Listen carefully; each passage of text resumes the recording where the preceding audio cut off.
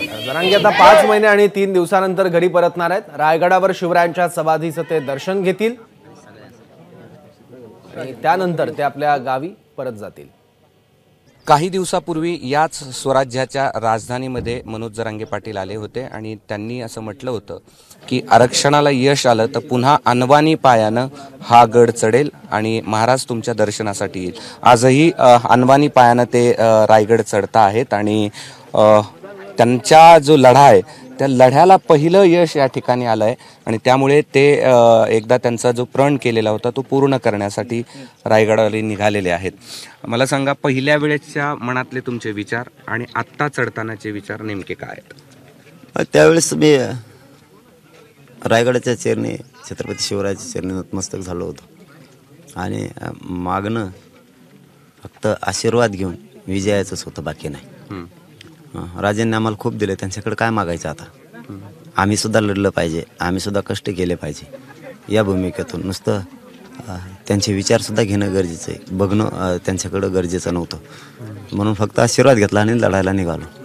आज विजयात रूपांतर झालं त्याचं। ज्यांच्या नोंदी महाराष्ट्रात सापडत नाहीत त्या मराठ्यांसाठी कायदा पारित होणं गरजेचं होतं। 75 वर्ष हा कायदा पारित नव्हता। ज्याची नोंद नाही त्या सगळ्या स्वरांसाठी आता अधिसूचना निघाल्यात, राजपत्रित आदेश निघाले। त्यामुळे आता ते कायदा मराठ्यांनीच्या पोरं लाखाच्या करोडोच्या संख्येनं मुंबईत गेले आणि शांततेत गेले आणि शांततेत येताना आरक्षणच घेऊन आले। कायदा आणणं म्हणजे आरक्षणच आणलेलं आहे। म्हणून रायगडाच्या चरणी हा मावळा एक भक्त रायगडाच्या चरणी नतमस्तक होण्यासाठी शिवचरणी पुन्हा आलाय। हे एक मावळा गेला, विजय घेऊन आला।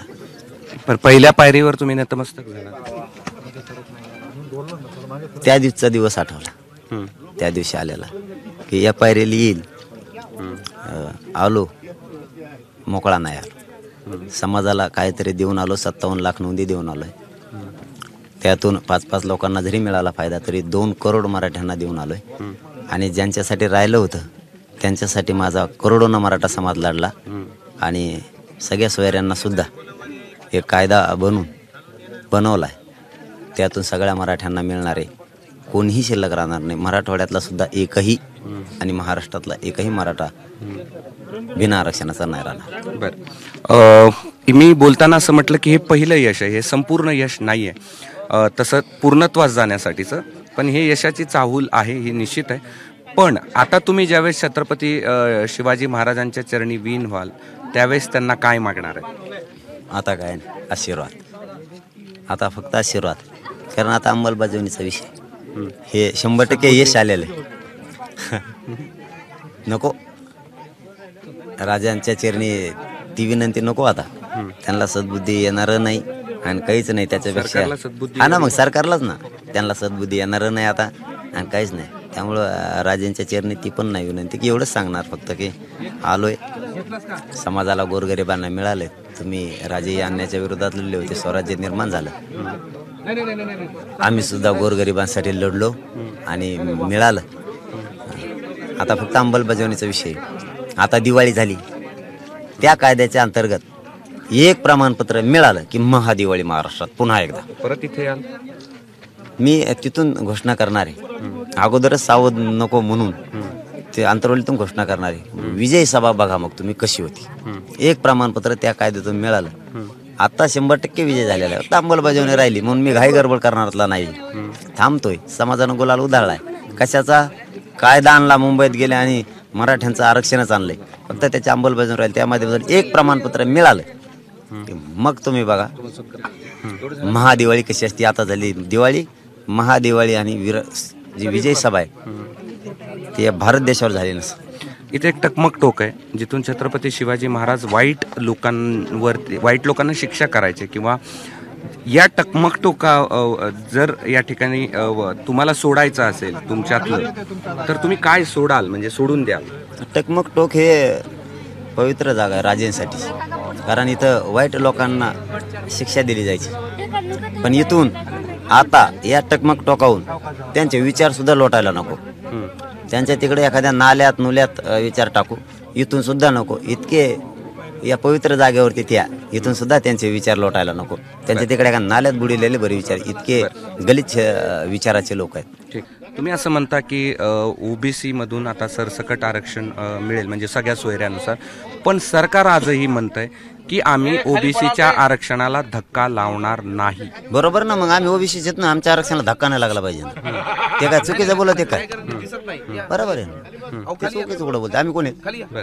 ओबीसीच.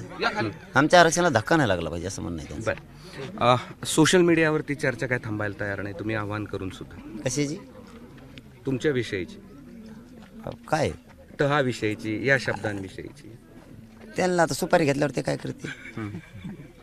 त्यांना तेवढं तर काम करावं लागेल ना, तेवढं तर करायला लागेल ना. अरे एवढं तरी कळायला पाहिजे, गोरगरीब मराठ्यांच्या लेकराचं कल्याण झालंय. कधी कायदा बनत नव्हता 70-75 वर्षात. मुंबईला गेलेले पोरं घेऊन आले, म्हणते त्याच्यातून काय मिळालं? तुम्हाला दिसत नाही, एवढे गेले तुमचे. कायदा झाला सगळ्या शेतकऱ्यांचा, अख्खा माहोल राज्यातला खवळून पुरं ढवळून निघाले सगळे. घरातले सुद्धा एक झालेत. एवढं डोकं नाही का त्यांना? सोशल मीडियावर खेळायला लागले ना, ते बारीक बारीक लेकरं गोट्या खेळल्यासारखे खेळायला लागलात. मग तुम्हाला तेवढं तरी ज्ञान पाहिजे काय मिळालं. जर ह्यो कायदा मिळाला, अध्यादेश निघाला, त्याचं रूपांतर आता अंमलबजावणीत होईल आणि पूर्ण वातावरण ढवळून निघाले. विरोधक सगळे एके बाजून झाले, काही सत्ताधाऱ्यातले एका बाजून झाले. ते म्हणतात मराठ्यांचं परंपरा संपुष्टात आली.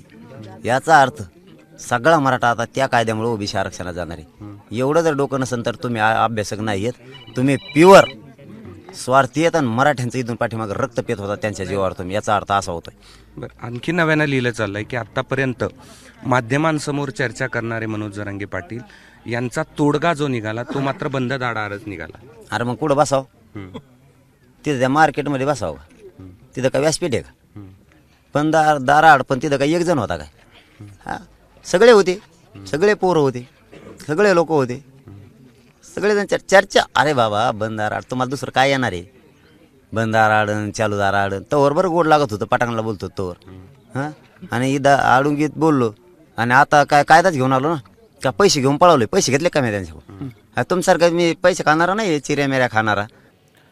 तर रायगडावर समाधीचं दर्शन घेतल्यानंतर काय भावना आहेत त्या आता मनोज जरांगे पाटील यांनी बोलून दाखवल्या आहेत. एबीपी माझा, उघडा डोळे बघा नीट.